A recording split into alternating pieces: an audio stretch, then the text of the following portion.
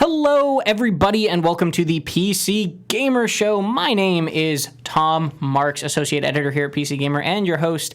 As always, we're back after a week off, and joining us today is Mr. James Davenport. James, how you doing? I'm doing great. Yeah? So good. Yeah. Really good. That's the type of enthusiasm. Yeah, man. So many games like. coming out. It's bonkers. We're also joined for the first time. Who's this? I don't know. Who is it, James? This guy. Who's this guy? I'm Bo. Hello. Bo Moore, how you doing? Hardware editor, newly-ish hired last month or so, right? About weeks. a month ago, I joined the PC Gamer team. Excited to be here. And we finally got you on the show.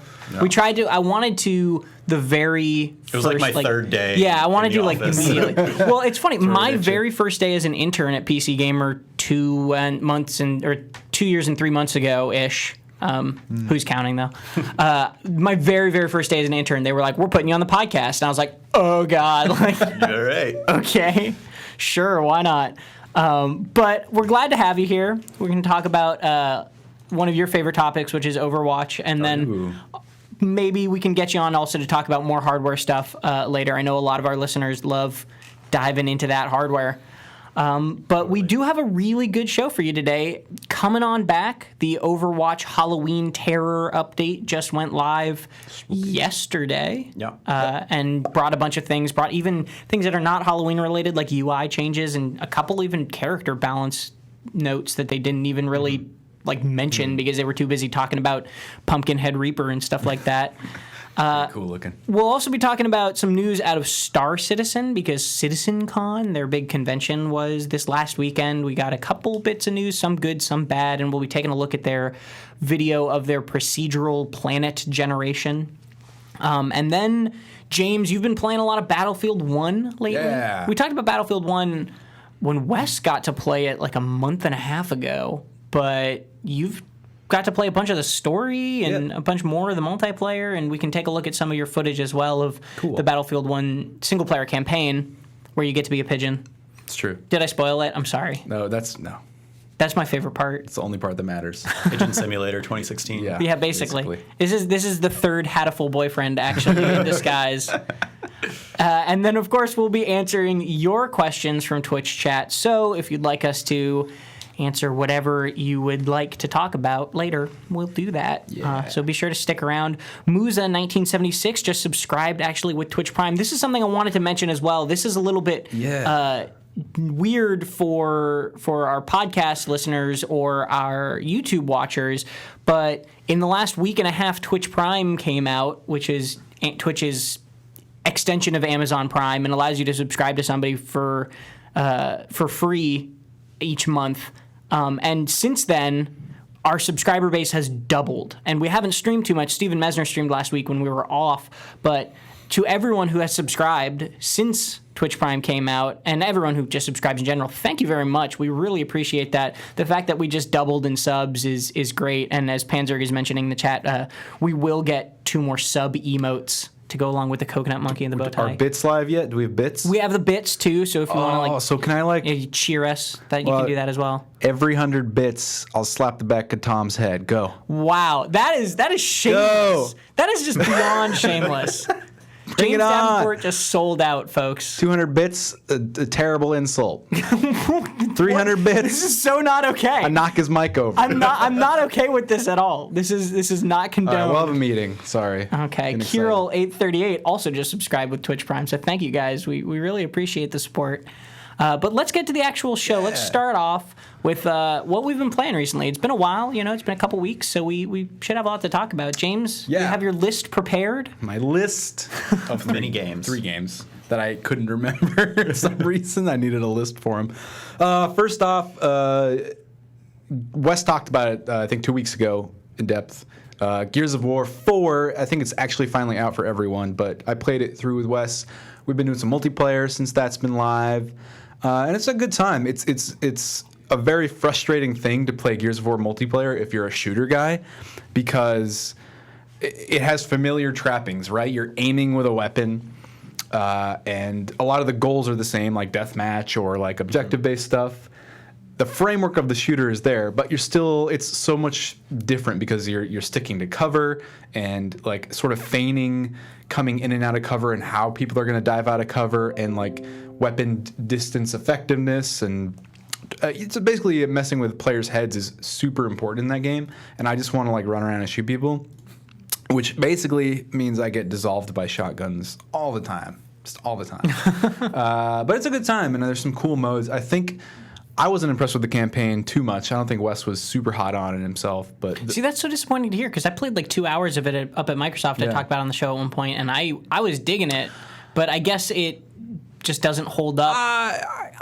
I've heard wildly different things from people, and I think people have very different expectations had different expectations for Gears of War 4, like the first Gears of War game in however many years. Yeah. And for me, it just felt so familiar and like a super obvious like retread of the same ideas and like enemy types and yada yada. So, I mean, it didn't really delve into new territory for me. It didn't like tell the most interesting story. And the set pieces I didn't think were that, off the wall, crazy cool. It was still a lot of fun, but I just, too familiar. The multiplayer, though, I think is like, for PC people specifically, it's so good to know that there's a Gears of War game that runs beautifully and has a super, super robust multiplayer mode in terms of horde and all the different modes like dodgeball and elimination and team deathmatch, and they're all pretty unique. I was surprised with how fun the dodgeball one too. Yeah. What is the dodgeball mode? So I haven't played much of it, Tom, but I know you played a lot of it at the event.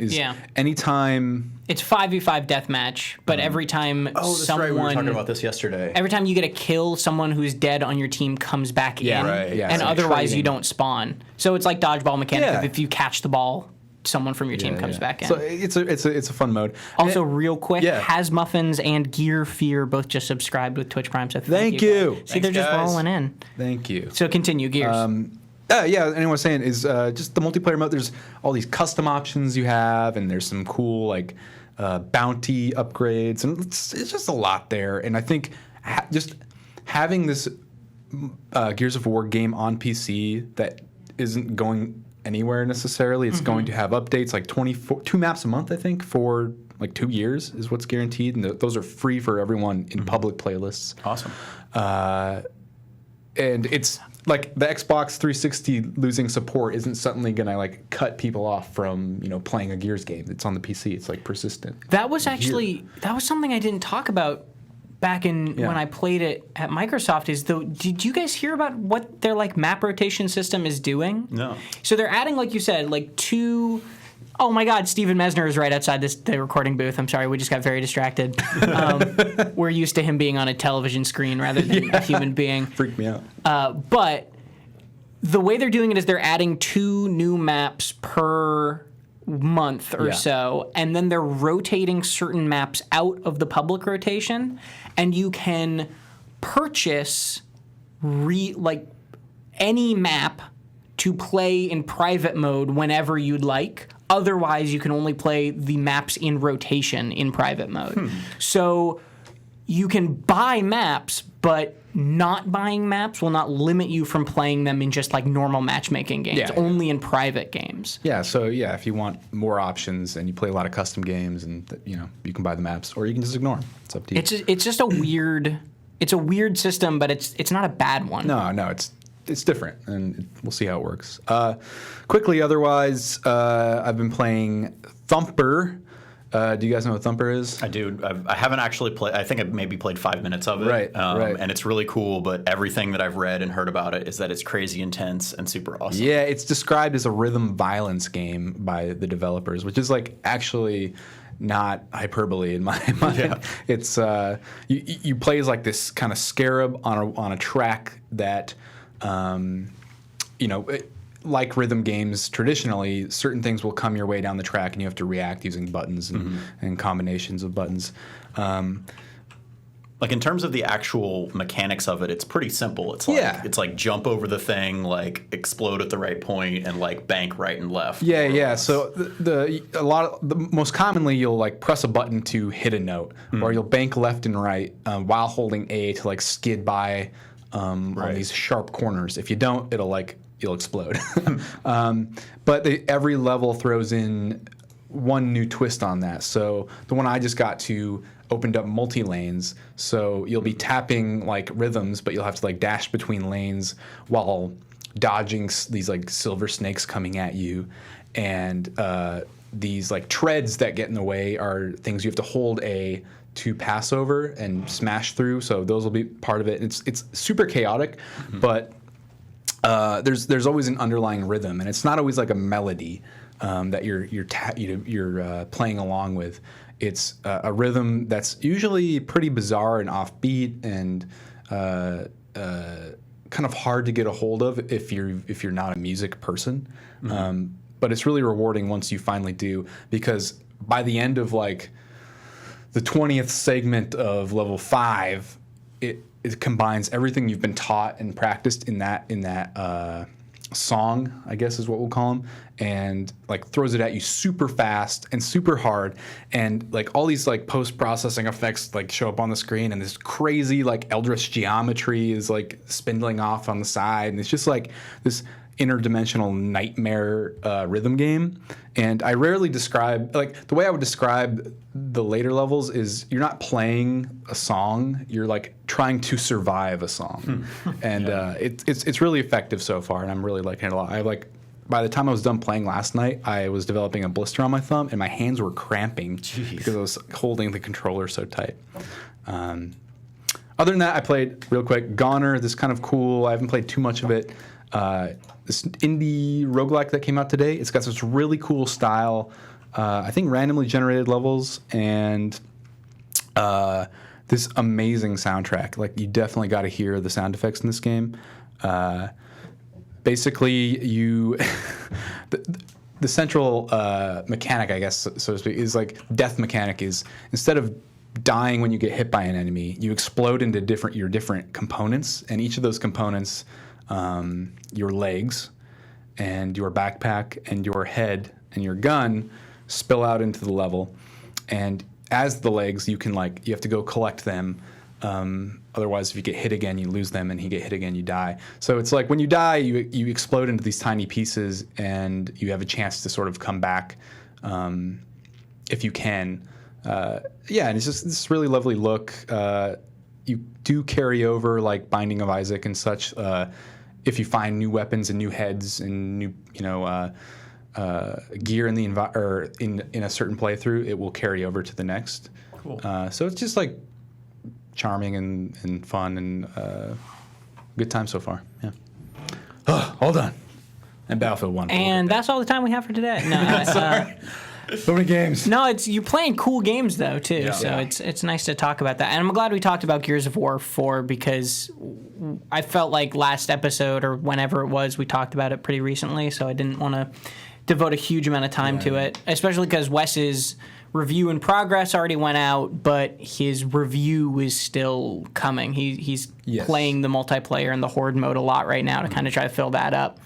Bo, what have you been playing lately, man? I've been playing a lot of Overwatch, right. Truth be told. There we go. But we'll get to that later. Outside of Overwatch, I actually just started up a new run on XCOM 2. I played a bunch of that back at launch, but like haven't replayed it any since then. And so I went through our like best XCOM 2 mods post and installed a ton of mods. And so it's been long enough that I mostly remember the main story beats, but I've kind of forgotten some of the minutia of it. And then in addition to that, like having all these mods activated, I have like new soldier classes and a bunch of new content to deal with. You get to that point where you can't remember what was in the original game and what's it really modded is. It's very much Do you have some of that DLC that adds some of the classes and locations or whatever? Yeah, so I have both the official DLC, the like Shin's Last Gift, where you get the mech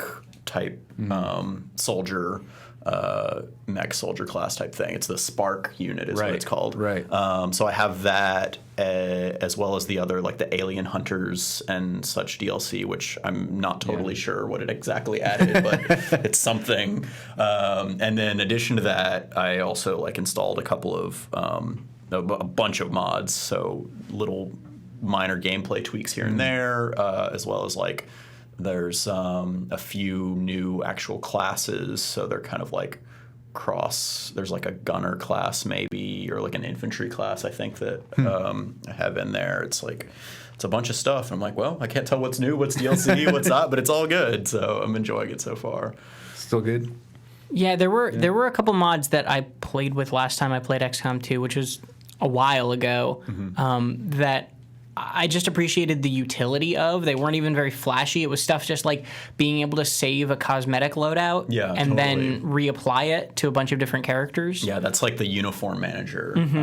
It's really cool. You can like set, all of my snipers wear this, all of my, Rocketeers wear this, as well as save and load custom loadouts and builds like that. It goes really hand in hand nicely with the built-in to XCOM 2 feature of being able to like export your soldiers and such. Yeah, that was a lot of fun. Which was a really, really nice addition from the first game, or addition to the first game. Yeah. So yeah, like it's nice, loading up a new game, but then I still have a bunch of the soldiers that I made from my first run. So it's like they're just in my character pool. On your friends. On your previous playthroughs, did you beat the game? I got probably 2/3 of the way through, maybe. Okay. I was playing it on a preview build for a review copy, and so it got to a point where it was crashing a lot, and I wasn't quite sure if it. I also, this was before I upgraded my GPU, so I wasn't quite sure if it was my hardware giving it problems or if it was the review code giving it problems or something. But it was crashing a bunch. It was like also pre-release, so that's a question. Since I know that game had some performance issues, like when it came out of your, do you feel like it's performing better? It seems to be performing fine. Okay. I mean, I'm running on a 1070 now, so like it, frame rate wise, it's no problem. I installed a few of the mods that are like cuts out the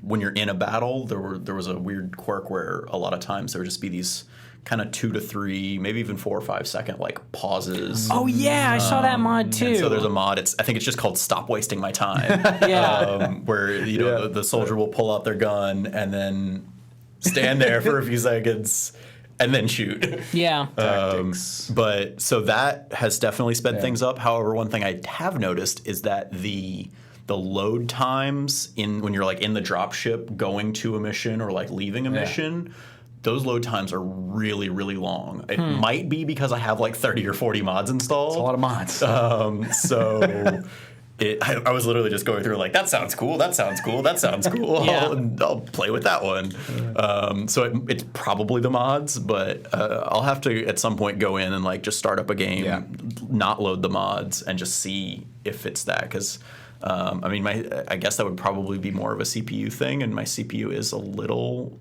old. It's like 3 or 4 years old at this point, so it's not terrible, but it's getting down there. But I mean, having to wait 30 or 40 seconds to load a level is a long time. There's no loading once you're in it, so at least it's not slow at that point, but still just sitting there, it feels long. Though Steam Workshop can sometimes feel like supermarket sweep. Yeah.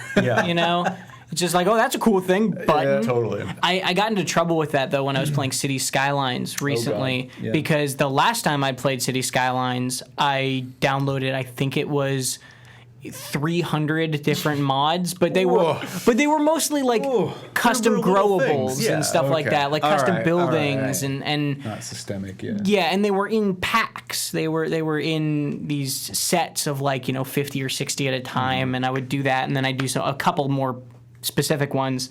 And then I stopped playing City Skylines, and I came back to it like 6 months later, and I was like, oh God, I just want to play like the vanilla game. I don't know what mods are broken or not.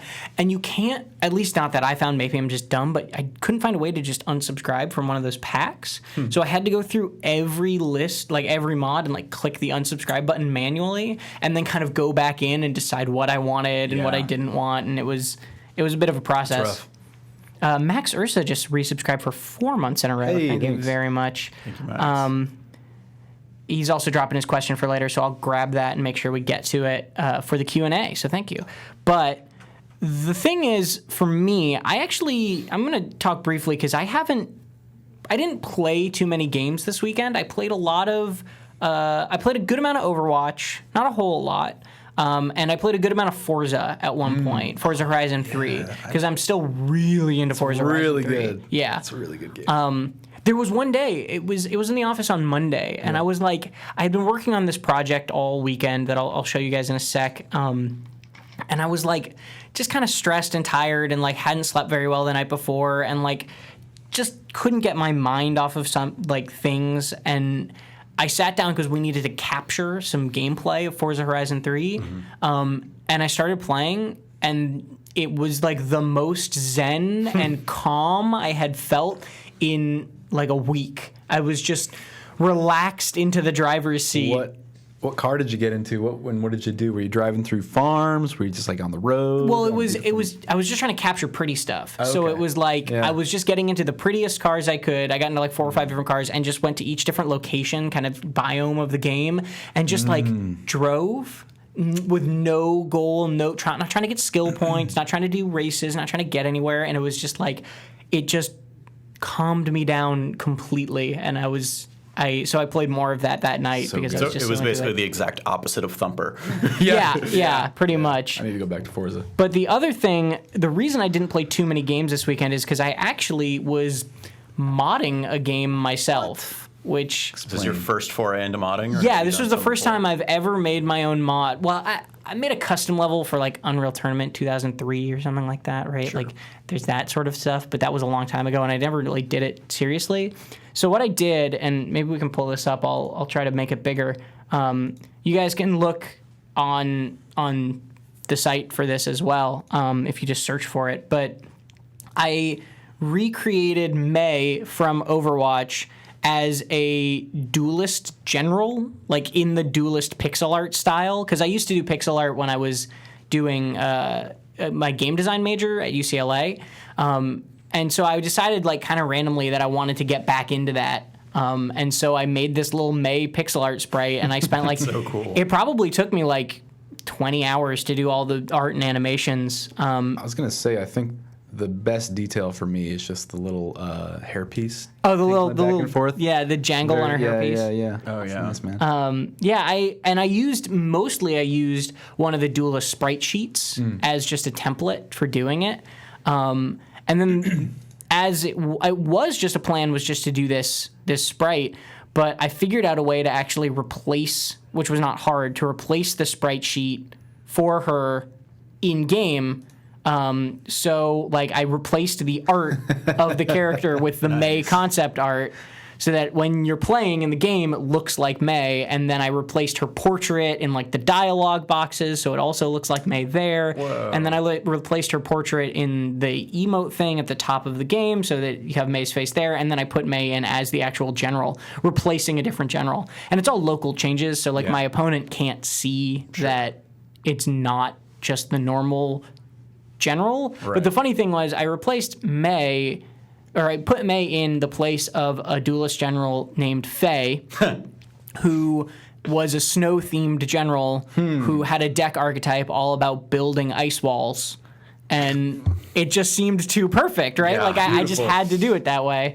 But it was pretty cool to dive into modding and like see this thing that I had made. Like, you know, it's not great. Like the run animation looks dumb, and like the cast animation is a little weird, but like it was a great way to learn, and it was a great way to realize that like modding games is like, as long as you don't try to make like Skyrim's Enderall, like as long as you like keep your expectations realistic and just try to like do something that's fun for the sake of fun, like you can just be modding your own games like pretty simply, and I recommend everyone to go out and do it basically.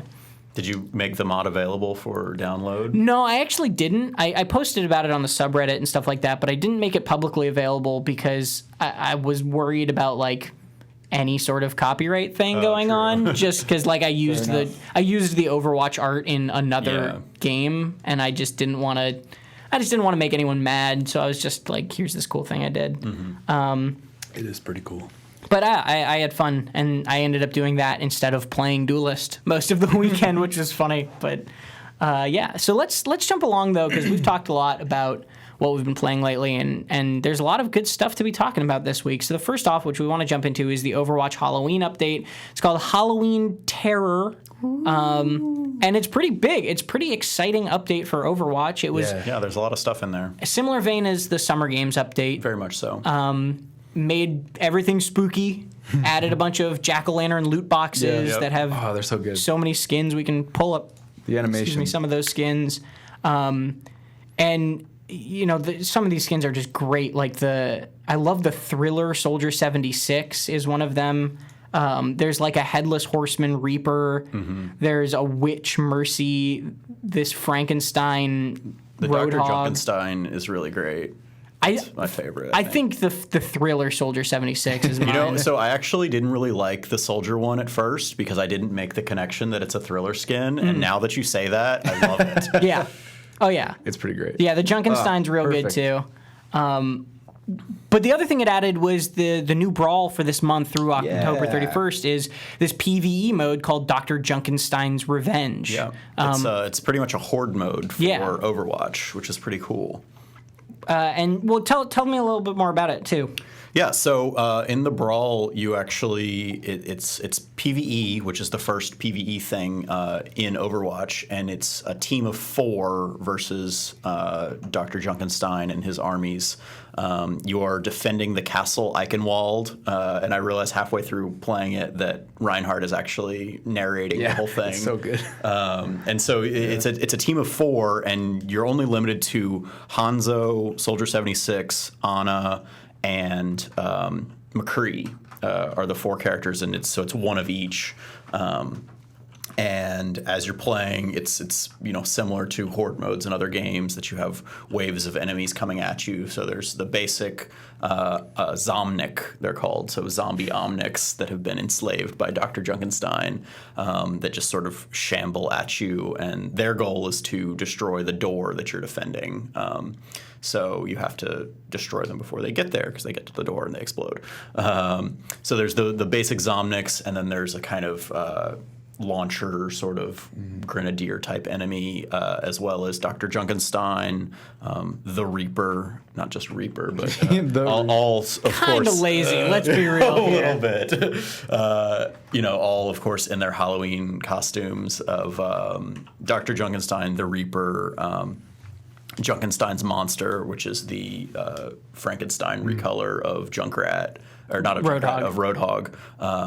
And then finally the Witch, Mercy, who comes in the final round and reses all the enemies and for the final battle. But it's pretty cool. It's we played a couple rounds of it earlier, and it's fun for sure, but it's a little bit kind of basic. Yeah, it's pretty thin. It's pretty thin. We were saying it I don't know if I'd really want to play much more than like 3 or 4 wins, if that. It's kind of the same way I felt about Lucio Ball, which was a really cool concept, and it was fun. It was Overwatch Rocket League, basically. And it was fun, but beyond a couple games, I was kind of over it. It's not man versus machine. If anybody is familiar with Team Fortress 2. It's not, no. If a lot of people are like, oh, they're just taking a page out of TF2's book with this Halloween themed update and then this horde mode against robots, right? Which is totally fair criticism to levy, but it is a much thinner mode than man versus machine. When I first heard that they were doing this PvE mode, I was surprised that they were only doing it as a brawl that would then go away after October 31st. Once November hits, the Halloween Terror event goes away, and the PvE Junkenstein mode is going to go away, assumedly until next year sometime. But then I played it, and I was like, oh yeah, like it makes sense that they're not keeping this around, because if they kept it around, there'd be a lot more complaints about it. Like if they introduced this as this is our new PvE mode for Overwatch, people would be like, this is dumb. Yeah. But the fact that they're saying this is this fun little seasonal event that's going to be here for a couple weeks is like, oh, okay, yeah, I get that it's thin. I'll enjoy it, and then it'll go away. Yeah. One thing to think about, though, is that if it's anything like the Hearthstone Tavern Brawls, where, basically in Hearthstone, Blizzard uses the Tavern Brawls as a kind of testing ground for new mechanics or new card ideas or things like that. It's certainly possible that this could be sort of their first stab at a PvE mode, and that while we might not see this specific Junkenstein's Revenge Halloween type thing in, say 6 months or whenever, outside of Halloween, I mean, it's possible that they could be building some sort of PvE mode that takes this as a kind of first step and builds on it. Yeah, I mean, they have the models for robots, and they have, they built UI elements for this mode that I'm sure would be handy and easy to dip into later on for that kind of thing. Actually, on that note, one thing that I really love in the Brawl in Junkenstein's Revenge is that they have taken the UI that is seen in spectator mode, where you can see the two teams' health bars and ultimate charge.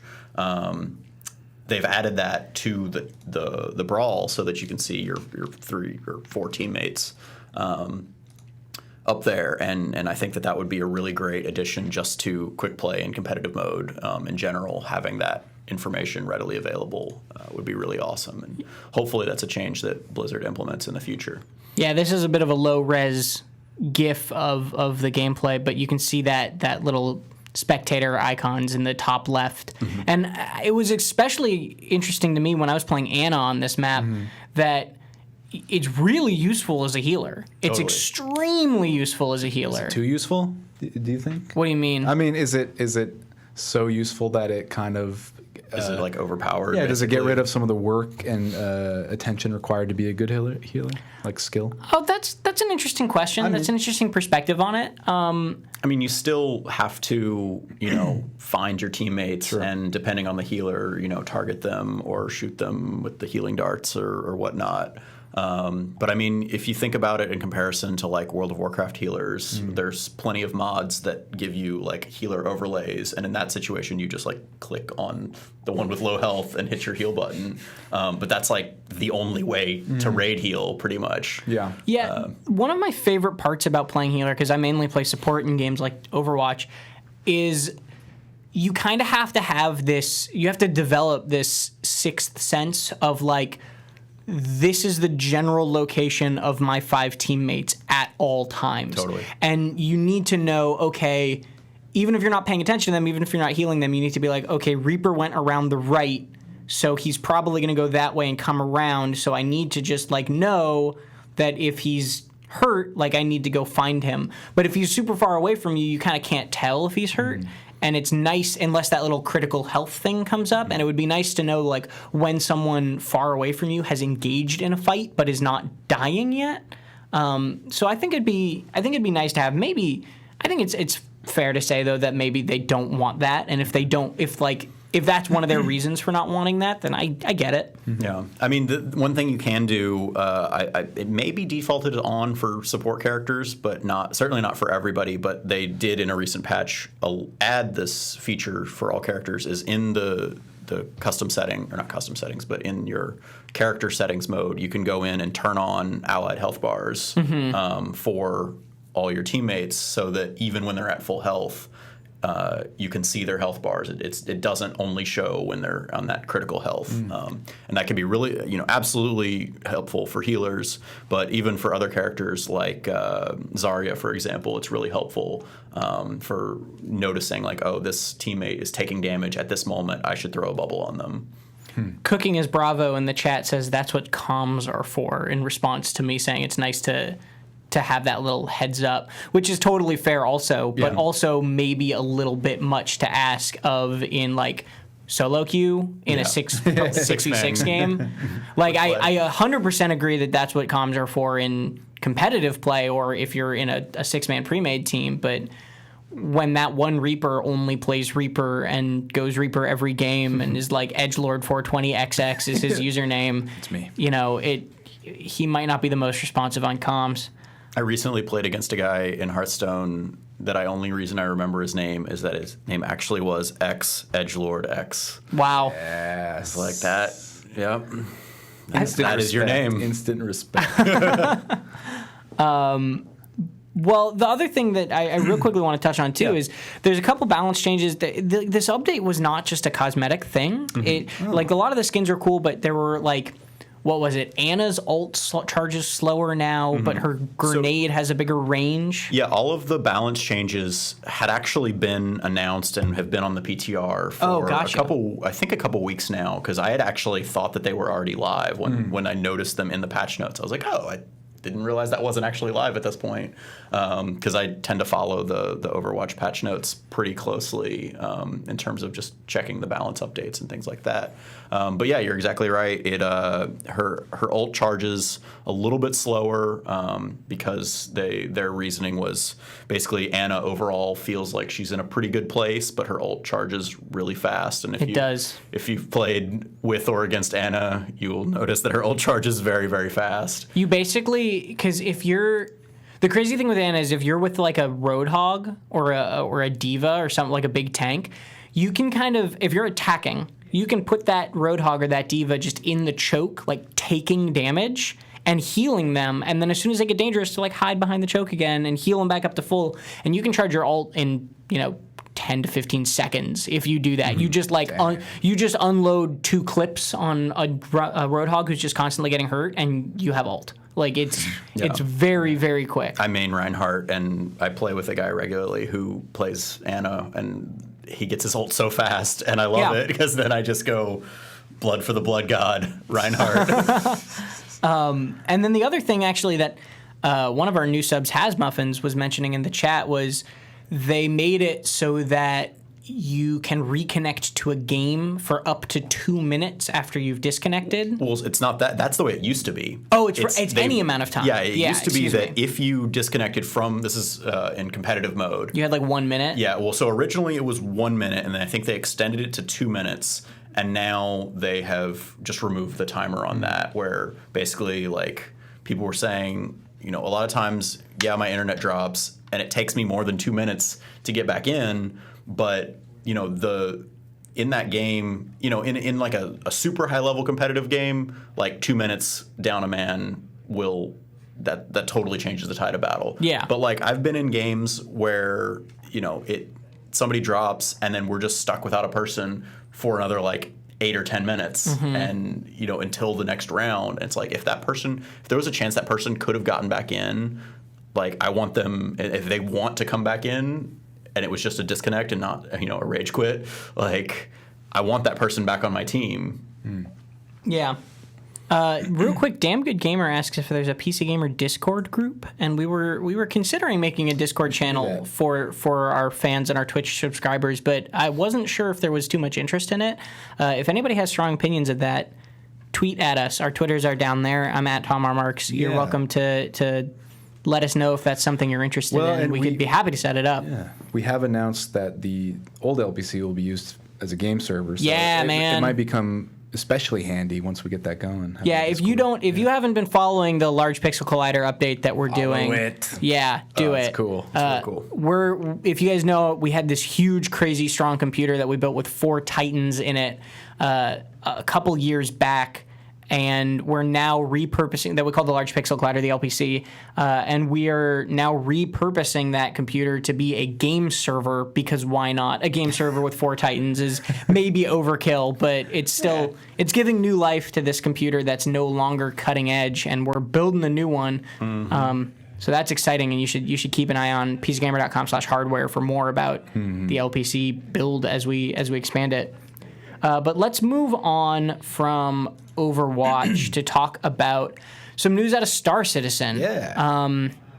It's some pretty exciting stuff. Oh, wait, never mind, actually. Hey, I'm sorry. But wait. Let's not talk about Star Citizen quite yet, because there's one more thing we didn't talk about in Overwatch news this week, which is Sombra leaked.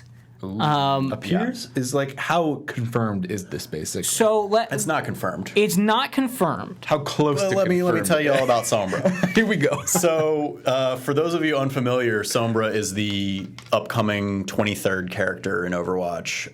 The rumors and everything point towards her being likely a support character, possibly stealth-based in some way. I hadn't heard about support, really. Well, I mean, it makes the most sense because right now there's 5 DPS or 5 offense characters, 5 defense characters, 4 tanks, and 4 supports. And she's obviously not a tank. I think it's all of those numbers plus 1. 6, 6, 5, 5, and 5. Because it's 22 total. Yeah, that's correct. Yeah. So 6, 6, 5, yes. And so it makes the most sense for, it doesn't make sense for her to be a DPS or an attack or a defense character. But whether that means support in a sort of in a healer type thing or a healer DPS split like Zenyatta or Ana or sort of a not healer mode like Symmetra, totally unclear. The other information that's known is that she, based upon voice lines that are in the game, people have talked about how there's mention of like, oh, there's something hidden here. And so people think that possibly one of her abilities, maybe her ult, is stealth related in some way, which would be really cool. It's a mode that hasn't been explored in Overwatch yet. God, if she turns invisible, I'm never playing the game again. I'm uninstalling it. I've talked about this on the show before. Stealth, invisible people should never be in first-person shooters. Ever? Hard stop. Ever. People that turn full invisible should never. Full invisible. Like, yeah. Are we talking glossy coat invisible or just like glossy coat is fine. Okay. And I feel like if there is stealth, it's got to be glossy coat at maximum. And I'm also okay with the way the spy does it, where they can only turn full invisible in like with certain items in certain situations. They can't just go like, boop, I'm completely invisible. They can turn into other characters. I think that's way more interesting stealth than just turning invisible. Yeah. But so we saw this character that's this purple character with kind of sharp claws and an SMG, like a straight up SMG, not like Tracer's little light guns, but like a complete actual SMG. Looks pretty cool. It's interesting to think what's going to happen. It was leaked, and we don't know for sure if the leak is real. Well, because there's an ARG going on around Sombra that kind of started up, I want to say like mid-August. A while back. And then the thing is a lot of the kind of stuff, the main beats in that ARG kind of happened without a lot of information coming out. People were really excited at first, and then there was a little bit of small backlash because people were like, "There's not any updates coming. It's we're not getting enough information because there were the character model hadn't come out, nothing about that had come out. The abilities, like we really have no actual information other than like this is a thing that may be happening at some point, and." So for a while, people thought that the number 23 is involved in this character because, mainly because she's the 23rd character in Overwatch. People were thinking that it possibly meant something happening on the 24th of a month. That kind of obviously seems to have been debunked because nothing happened on September 23rd. Maybe something will happen on October 23rd, but at this point, we're thinking more like the most likely chance is that she'll get. If she's still coming soon, I would imagine it's at the end of the Halloween Terror update, which is right around the time of BlizzCon. I think it ends on November 1st, and then BlizzCon is like within a week of that. Yeah, it's like I think it's the 5th, 4th and 5th, something or 5th like and that. 6th. Yeah, so a BlizzCon release makes sense. Yep. There's also this A Moment in Crime website that's been ticking down. So that was the last major beat months. of the ARG. And that's at 91% now. Right. So it's getting close. That was mainly the big disappointment for people is when everything that was leading up to it, people thought, oh, like this will be the release, and then instead of it being the release, it was just another timer, and not just a timer, a really long timer. ARG. And it's been ticking for more than a month at this point. I was talking with one of my friends about how I think the Sombra ARG is not a very good ARG. It's bad. It's not a good From one. A distance, I can tell. Like, Yeah. It's bad. It's bad. It's because it's not driven by the players, right? Yeah. It's not in. I don't think this is necessarily a bad thing, but it's not an ARG. It's marketing, and it's marketing because the point in my eyes of an ARG is that if the players play it well enough, they can reveal something early, or they can find out hard information sooner rather than later. This character, except for this supposed leak of what she looks like, this character will never be announced until Blizzard wants to announce it. Yeah. Yep. And it will always be announced at that moment. So really, the people who are playing the ARG have no impact. Really, they have no, what's the word I'm looking for? Agency. That's the word. That's exactly the what I word. was looking for. They have no agency in the game because they can't really drive anything forward except for the clues that Blizzard gives us as we are spoon-fed them. Yeah. But let's move on from Overwatch now, because that was the last thing I wanted to touch on it, and we've now been talking about Overwatch way too much. such thing. If you want to read more about Evan's kind of thoughts on the ARG, or excuse me, not the ARG, the PvE mode, you can go over to pcgamer.com/Overwatch and read that there. But let's talk about Star Citizen, because CitizenCon was this last weekend, and a couple pieces of news came out. And let's touch on the first one, which is Squadron 42, the Star Citizen campaign, will no longer be releasing in 2016. Which, surprise. Not a big yeah, not a big surprise. Also, I think Robert Space Industries, I think the developers basically said, oh, we never said it was going to release in 2016, except like their website said coming this year was like the main indication of that. But it's coming in 2017. They say they're making good progress on it. It's not like, going badly. It's just coming later. So you guys aren't surprised by that at all? No. Nope. I was holding out a little hope. I didn't to it. even No, I no. wasn't even didn't really realize that it was happening in 2016. Like at this point, I'm just like, those things will happen eventually. I'm surprised they actually just announced it was not coming and just didn't let it slide over, because I thought they were just going to go silent on it at this point. But Yeah. yeah. Okay, so I guess at least they got ahead of it and were like, Yeah. well, it's not coming. Well, so they said it's not coming this, but did they actually give a hard deadline in 2017 or no? 2017. So it's still That's their hard amorphous. deadline. So yeah, that could be You December 31st. You have 365 days to choose from, Bo. That's not enough for you? Like, come on.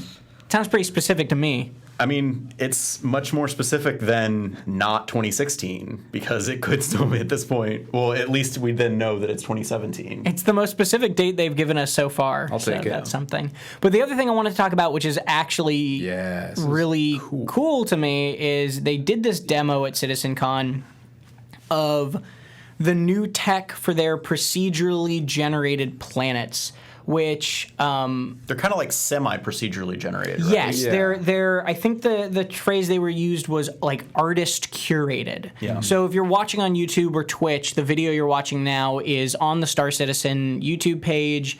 It's actual in-game. They even put, which I really appreciated, this little frames per second counter up in the top right corner of the screen. And right now, it says it's running at 100 frames per second. And obviously that's ideal conditions and it's a demo or whatever, but they were brave enough to say, hey, this is actually like possibly running, not just like, exists. It's undeniably beautiful, right? Yeah. It looks really, really good. But the thing that I keep looking at, and I'm going to be the skeptic here, I'll be with you. what is there to do? Because I look at this planet and I look at this flyover of this beautiful, beautiful planet, and I think back to No Man's Sky, where this planet they're showing is, in my opinion, 100% a better looking planet than anything I've seen in No Man's Sky in terms of variance of terrain and kind of believability that it was like actually formed rather than just like generated by a computer and stuff like that. It's also obviously like a more photorealistic art style than the No Man's Sky style. But I see this camera flying over miles and miles of like really beautiful terrain that I'll never ever want to visit, or never have any reason to land at. Yeah. I just don't understand why people think procedural generation means it'll be fun to explore. I don't think those two things equate to each other at all. I agree. I don't think it'll necessarily be fun until much further in the future, when we can somehow also procedurally generate things to do, like interesting, meaningful things to do. But I think for the truest, bluest Star Citizen fan who's looking for just space simulation, and expanding what that means, I think having a whole goddamn planet to fly around, even if like there's nothing to do on it, or there's still things to do, and they show some of that off. Even if there's not things to do on it, and every 2 miles, it exists in this space simulation that they're playing, and that might be enough to as just complete the simulation and complete the illusion, and make them really feel like they're role playing this ideal version of this character. So in that regard, I'm kind of all for it, but I also agree. I think for me, or for a lot of people, flying over one of these planets, it's going to be novel, and then you're going to go, well, that was nice. What now? And a point Evan made to devil's advocate, my own devil's advocacy, a point Evan made was in No Man's Sky, the point is to visit these planets, and that's not necessarily the only point of Star Citizen. No. There will be, racing things and mining things, and there's like a lot of things outside of just visiting procedural planets. So I'm going to skip ahead in this video a little bit to show you kind of like he lands on a planet, he's trying to explore a distress beacon, he gets into a little buggy and like drives out to the distress beacon, and I imagine all of this is, vertical slice, very well curated for this demo. So you got to take it with a grain of salt.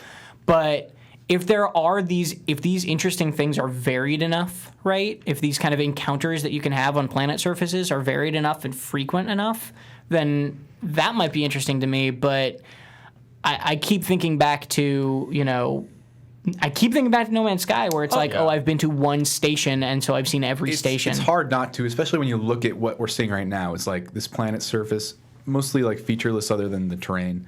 And you're seeing like distress beacon, which is, I think, literally something you see in No Man's Sky. I think for me, another saving grace is just the fact that I know I can get in a vehicle with my friend and do this together. Say, I'll meet you here on this place. Because like for a second here, my mind was totally blanking, and I was like, wait, Star Citizen is an MMO, right? Like, you can go do stuff with other people, and if you think of these planets. I don't know if whole civilizations are going to be built on them, but like potentially they could. Like people, I don't actually even know if there is like city building in any form in this game. I don't think there really is. But just like you said, going out and doing something with your friend is really cool. Meeting up, having these encounters, and it's making me think now. Like, would No Man's Sky have been? I don't want to say hated, but hated as much as the internet kind of has formed around it, if not for the not being able to meet up with other people? It would still receive a fair amount of criticism, but I think simply being able to do I play a lot of silly games with my friends, and we sort of create our own meaning out of it and create our own fun, just because it's a place to hang out rather than a very solitary experience. So, yeah, I think it could have skirted a lot of criticism. Definitely not all of it. But I think, games like this on this kind of scale, like as social spaces, are super interesting just based on the fact that you can be in a place with another person, or a stranger. So I think Star Citizen, for me in that regard, it holds out a lot more. Being able to land on the planet and go out and have these encounters looks really cool to me. This was another thing that I thought was interesting that I wanted to touch on, which is this is probably also very much constructed for this demo. Yeah. But I love that he's going to this wrecked ship, and he sees this big sandstorm off in this distance that looks like a skybox, and it looks like in any other game it would just be this sandstorm kind of in the background, but apparently, and how much of this is scripted and actually happens and all that sort of jazz remains to be seen. I am skeptical, but that sandstorm is actually a thing and is actually moving towards him, and then a little later in the demo it hits him and suddenly he needs to be indoors because there's a sandstorm going on, and that's really cool that there are these planetary events that affect you. I thought that was really, really interesting. And of course, we're going to finish off this demo. There's the sandstorm you can see, but we're going to finish off this demo with the big reveal of it at the end, which was this gigantic sandworm coming out of the ground. It's the new trend in games. It is. Osiris, originally No Man's Sky had that in its trailer, and here we are in Star Citizen. I love that he's trying to shoot it. Yeah.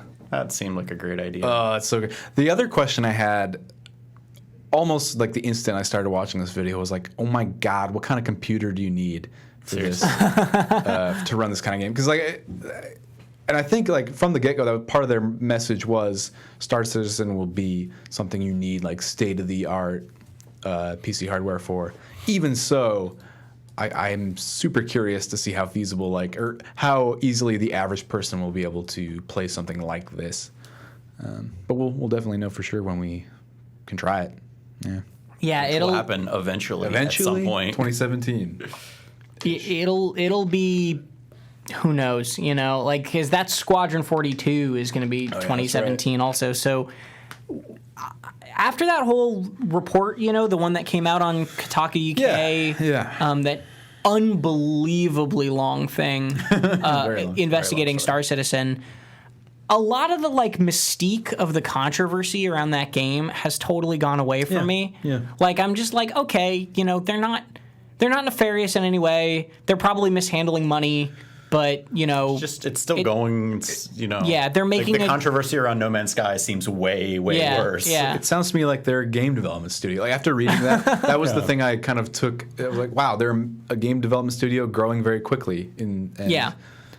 That's how they're trying to make a very ambitious project and don't know how to manage that all the time. We'll play the game when we play it. I think that they're clearly kind of just taking the time to do it right by their eyes, and if that actually means that they'll make a good game or not is totally remains to be seen. But whatever, cool. That planetary footage looked amazing. Very cool. I'm excited to see if that actually turns into something I want to play. But it's pretty cool looking. Yeah. Do you guys have any other last thoughts on Star Citizen? CitizenCon is kind of a funny idea to me, but I love that there's a convention for a game that's not out yet. Yeah, but they have their own thing. Yeah. Yeah, but let's jump ahead then and let's talk about Battlefield 1. James. Oh boy. James, it's your time to shine. Uh-oh. How'd you like the campaign of Battlefield 1? How much did you play of it? Well, I was supposed to have a day in which I could talk about this and no one would be able to play it, but right now... I detect bitterness. Yeah, I'm a little bitter, but whatever. That's all. Is the early access or whatever, the Origin Access trial for Battlefield 1 is out right now, which means if you pay $5 a month or whatever, you can play 10 hours of the multiplayer and the first 2 war stories of the single-player campaign. So right now you can do that, which is what I played, and then some, but I can't talk about it yet. Real quick, explain to me what war stories means. So the campaign is not a single story with a starting point and an end point. The campaign it's got this beautiful little UI menu too. I forgot how many exactly there are, 6 or 7 war stories that you can play out in any order you like. So the one I played was, I forget what it's called, Storm and Steel, I think. And it's about a tanker, a British tanker, and sort of tanker team, and their journey through this behind enemy lines, desperate trial to get out and through. And tanker being tanks, not Euro Truck Simulator tankers. No, tankers, no. Okay. Tanks as in, yes, the military vehicle. Thanks for clarifying. Thanks for clarifying. Yeah. God damn it. So it's cool. I think it's going to surprise a lot of people. First, in its structure. So if you in the final game, if you want to play an episode or 2 of this war story, the tank war story, you can. But you can also hop to they show glimpses of it in the latter part of this demo. The Lawrence of Arabia section if you want, or you can hop over to this flight themed one, and you can bounce around all you want, which is cool if you're getting particularly bored or you just want to freshen, try something else. It's cool. And the second most surprising thing about how these how the campaign is laid out is at least representative in the tank episode I played. Is it's not a sort of corridor, super scripted, Call of Duty-esque like whack-a-mole shooter that you may be. This kind of military shooter has sort of been come to known for. It opens up, and I'll clarify what I mean here, but it's been Far Cried. It's been Far Cried. That makes sense. Yeah. So, for example, in the tank episode, you start off in this sort of linear, shoot the mortars and get to this point section. But then you move into this misty jungle, and you get out of the tank, and your buddies are like, "Hey, you need to scout ahead and clear out any anti-tank encampments and guns, and tell us what we're going to get into here." So you go into stealth mode, and all you have is a pistol to start off. Well, I think actually you only start with a shovel or something. Wow. And so you sneak into basically what are Far Cry style outposts where guards are patrolling.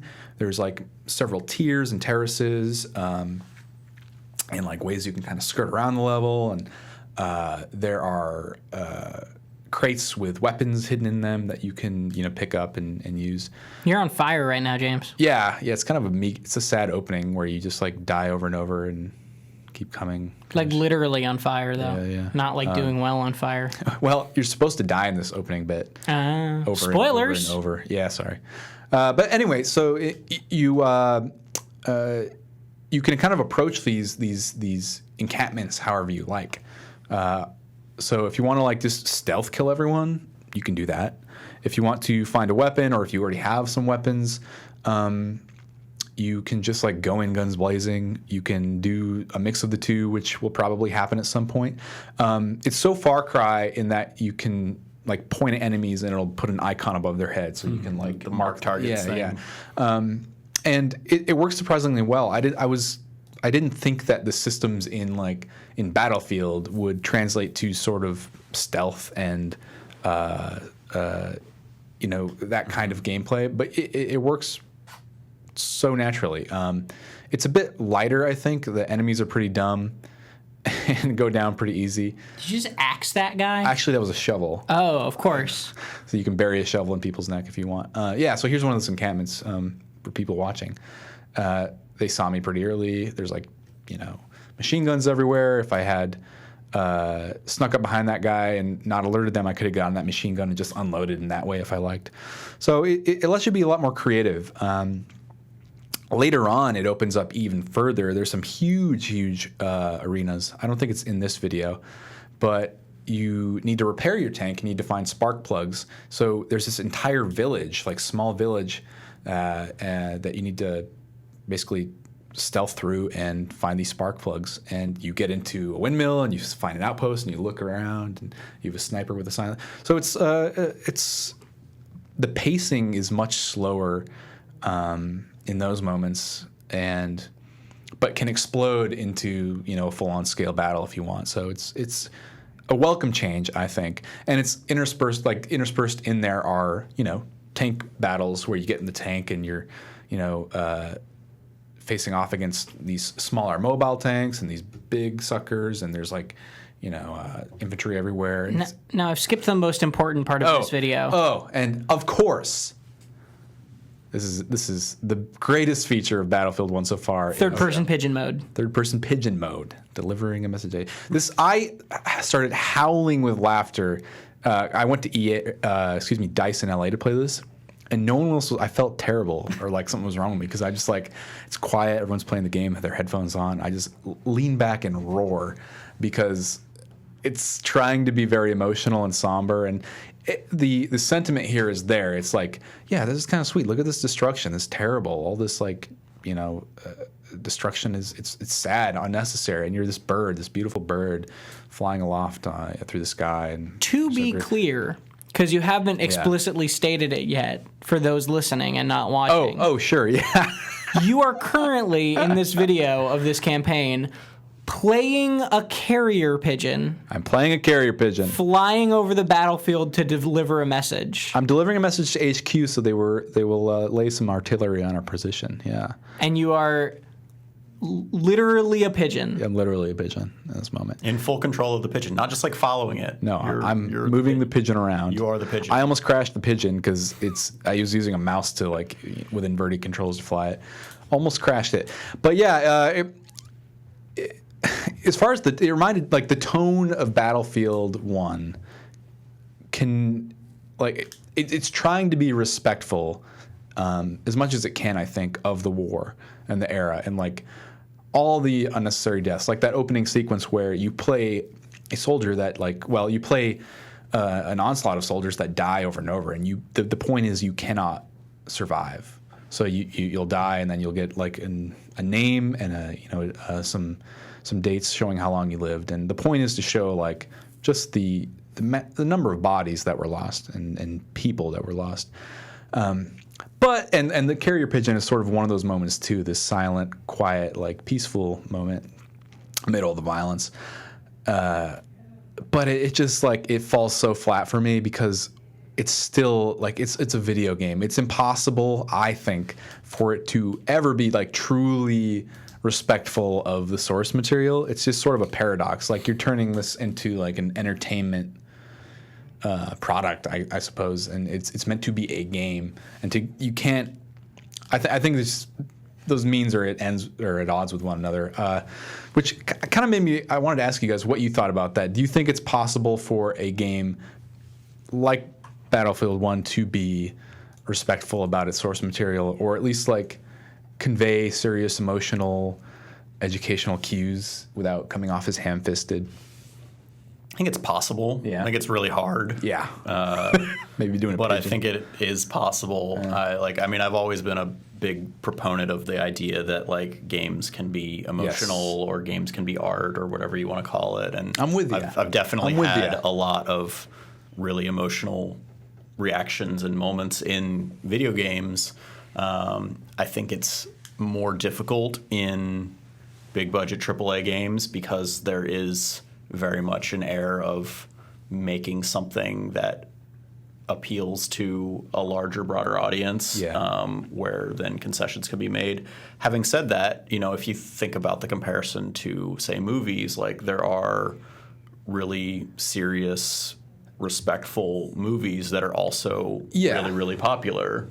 And so maybe it takes a little bit of a mental shift on our part to like give them a chance.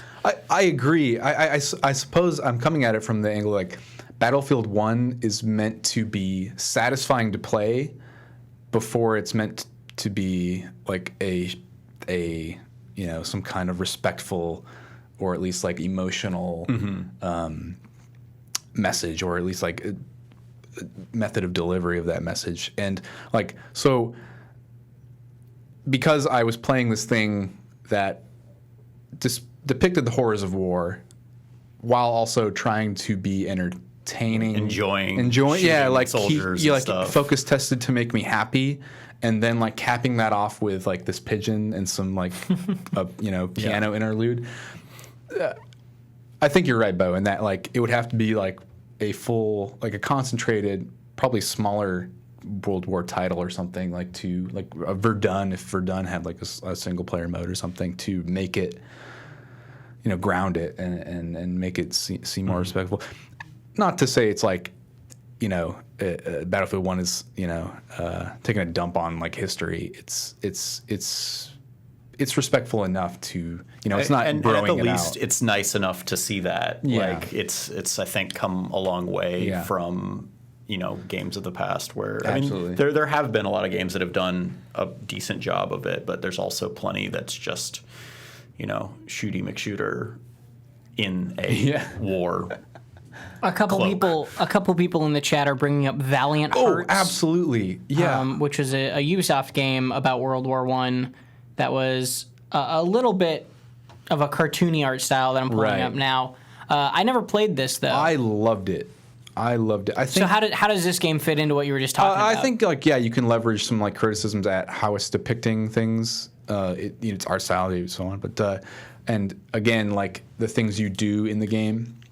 But for the most part, I thought Valiant Hearts was one of the better war games I've played, or at least like games depicting World War I that dealt with the history in such a serious way, and without like hamming it up too much. There's some seriously horrible things in this game that happen, and it spends a lot of time with like specific characters from almost every angle of the war.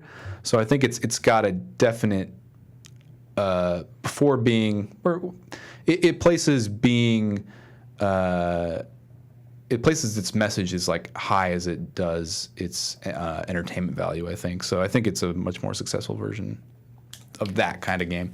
But again, Battlefield 1, I don't think anyone expected it to be like this. You know, it's something I think about a lot when I was honestly like, I haven't really followed Battlefield at all. I'm not a Battlefield player, and seeing that footage we just watched, like, oh, this is kind of surprisingly respectful, surprisingly emotional, and more than I was expecting. Certainly. Yeah, it's never too loud and brash with its presentation, even in the multiplayer, and it carries like briefly. I'll talk about the operations mode, which you can try out in the first access EA, whatever the hell it's called. Goddamn, you get that if you pre-order, right? That's. You might just have to have the Origin trial. Okay. It's only 10 hours, but if you pre-order, I think you get the game a day or two early or something. The operations mode, it starts off with this like brief kind of rudimentary cutscene and VO from the angle or from one of the forces in the battle that's about to happen, so American forces or German or whatever, and based on the map, it bases these events on like actual battles in the war. So you'll start off in one map. It'll give you some VO and some like text and say like, this is the context for this battle, and whoever like wins that match or does better in that match, it will push the battle into a new map and sort of give you some connecting tissue information that says like, if the Americans win a certain match or something, the Allies, excuse me. It will say, in history, the Allies won, and this is why. If they lose that match, and that's not how history went, it will say, like, no one will know if what happened if the Germans won this battle. But contextually, if they did, this is how it would have affected the war. And so it's kind of cool, background information. That's super unexpected to me. I didn't expect it at all. Like Battlefield and Call of Duty, I feel like slowly just became more and more generic shooty games. So it's interesting to hear either one of them trying to inject some nonfiction into that. Like the first Call of Duty Modern Warfare and Modern Warfare 2 were pretty solid in terms of having an emotional presentation and everything. And it was kind of after that the games went much more towards the multiplayer. They did have the multiplayer then thing, but the campaigns at least very much went just towards corridor shooter fests. And I think that's the thing that is surprising me most about Battlefield 1 right now is that kind of information is reminding me. I'm feeling nostalgic for these old World War II shooters I used to play, and I'm remembering why I liked them so much. It wasn't just because I like first-person shooters, but because there's sort of a fascination with the history, at least the places and the battles that happened, that it's maybe a strange way to get into history, but I think it got you there, Yeah, I think it's still a way to learn about the era. Okay, but real quick before we move on. Yeah. We've talked about the kind of respect in the history and that stuff a lot now, which I'm glad we dug into. But you could not stop talking about how great the sniping is. I want you to tell me about the sniping. Yeah, Why is the sniping so good? I think every class has changes that make them interesting, and we're going to have some guides up that kind of dig into that stuff. But sniping in particular for me is interesting because, all weapons are based on old technology and prototype technology, and it makes them from, compared to Battlefield 4, which is like based on current and future technology, they're less effective at a range, and the scopes aren't as efficient. They're like dirty, and they're old, based on old magnification tech. And so sniping is first of all more interesting because you're dealing with clunky old weapons that are less effective over a distance, and sort of raises the skill cap for landing a hit. So if you're laying on a hillside and you see a guy in the distance running, you kind of have to use your weapon, and depending on what weapon you have and what kind of travel speed the bullet has, and how effective they are at a distance, they're all unique. You have to it's projectile based, not like hit scan. So you'll have to lead them a bit, and that's like not a revolutionary thing really in terms of sniping, but because you're using such a clunky weapon, it makes sniping less this is what I'm going to do. I'm going to sit in this corner of the map and shoot all the way across it, into something that you have to be much more mobile for. So you have to move a lot because, your gun is not going to be effective across the map. It's just not. Also, there's something called, I think it's called the sweet spot mechanic is what they added. It's every scout weapon has a sweet spot, a distance in which it does its maximum damage no matter where you hit that player.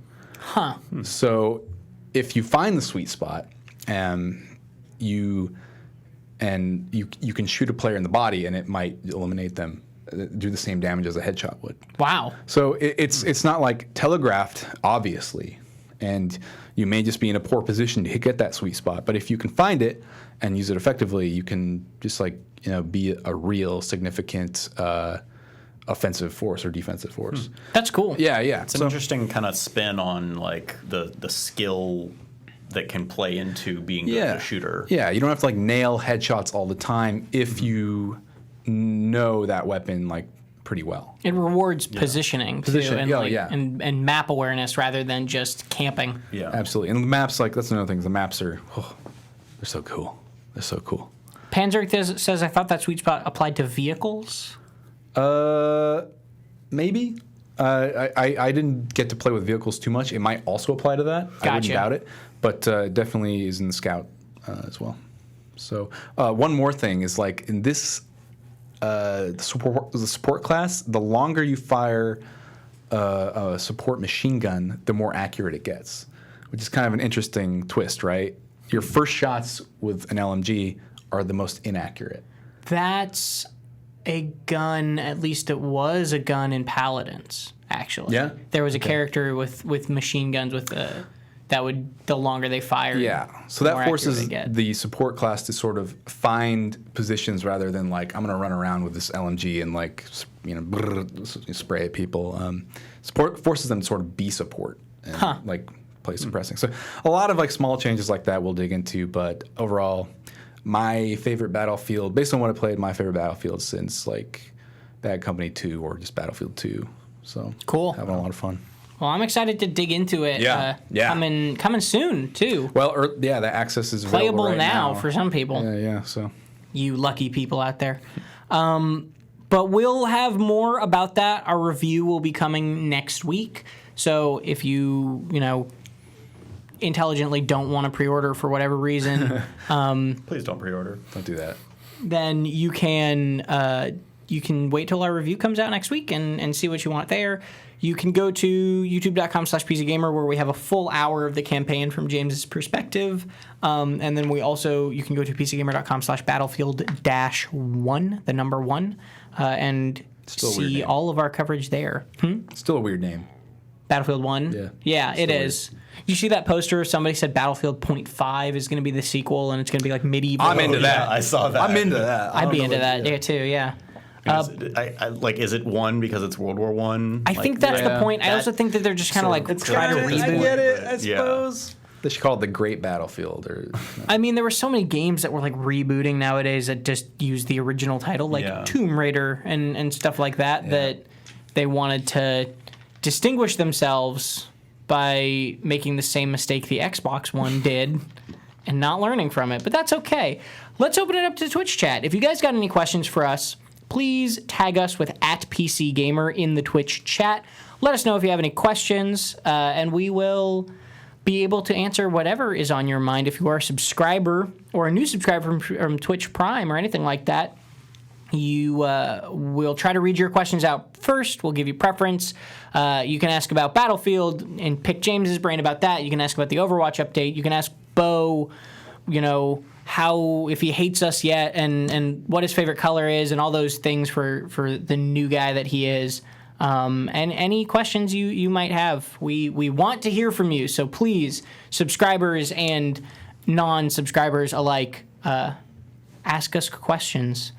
Chris86 actually has a question that could definitely, for James, can you give any hint if Shadow Warrior 2 is worth getting? Are you allowed to mention, because the game is out, isn't it? No. No? It's out tomorrow morning, so I can't. Okay. I can't. Okay, never mind then. But tomorrow morning, I don't think the review will be ready tomorrow morning, but we'll have a review soon. What I can say, because I have not played it any sort of preview build, I've played it now at least 2 different PAXs. Yeah, same. So I played it at PAX as well. And from what I played in like a demo session at PAX, I think the shooting is really, really fun. You'll have to wait to the review to find out like if that extends into a full game. But like I think what they've been demoing of it has been really cool.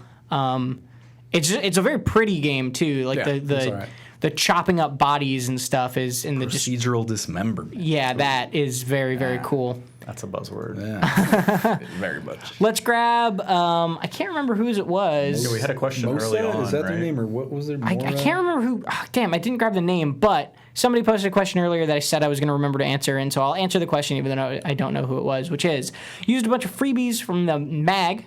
PC Gamer magazine, if anybody does not know that still exists. It's so funny when people are like, there's still a magazine? It's like, yes, there's still a magazine.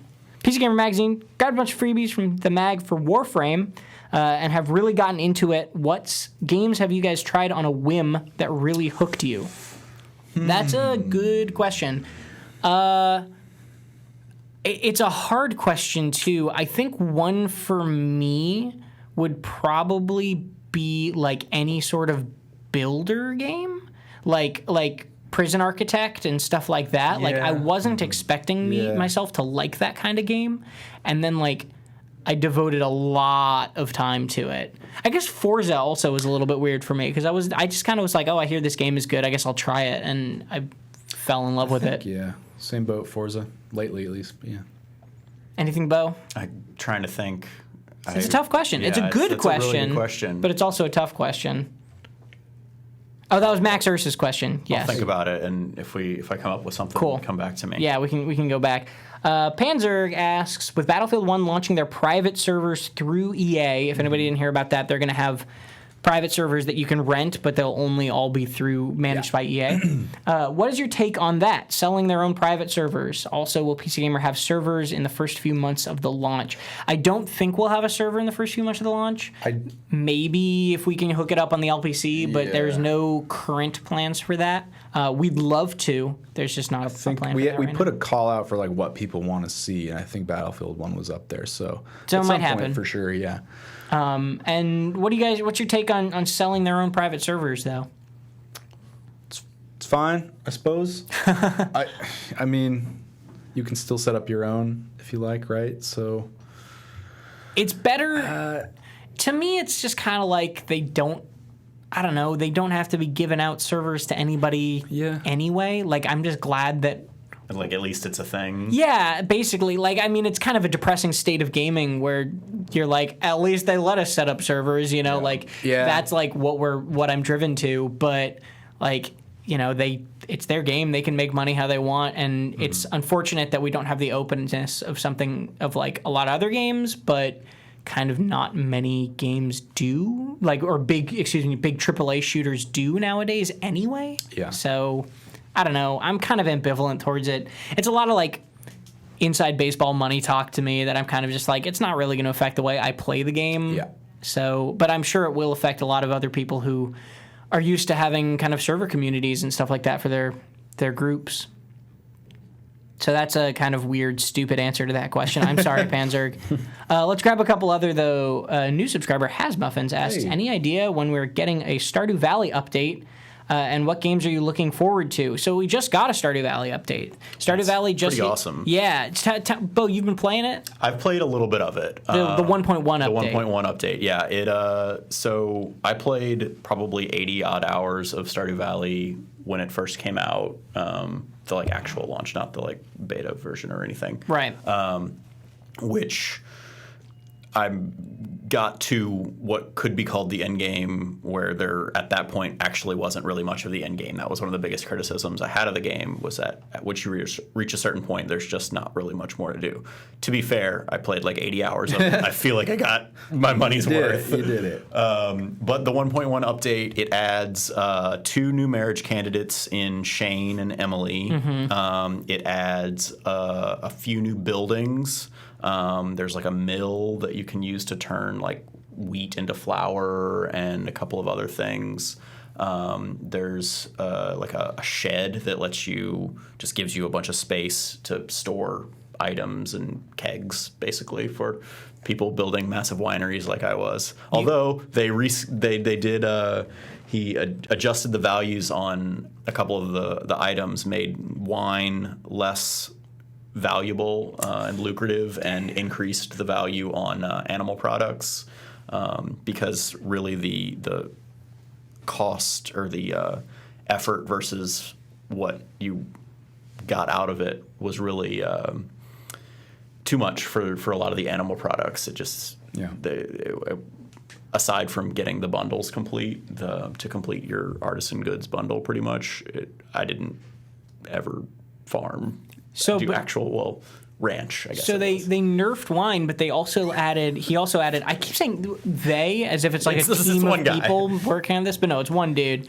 He also added a cellar that you can build for your house, and then you can age wine and cheese in your cellar, and that increases the quality of it. Further doubles the value or something. Which is I forget insane. the actual multiplier, but so Stardew Valley just got an update, and you should go play it because it's pretty cool. And just God, I love that game. The next update, which is allegedly the multiplayer update, there's no hard date on it at all, but he said we had to guess early next year, basically. Yeah, that's what he said.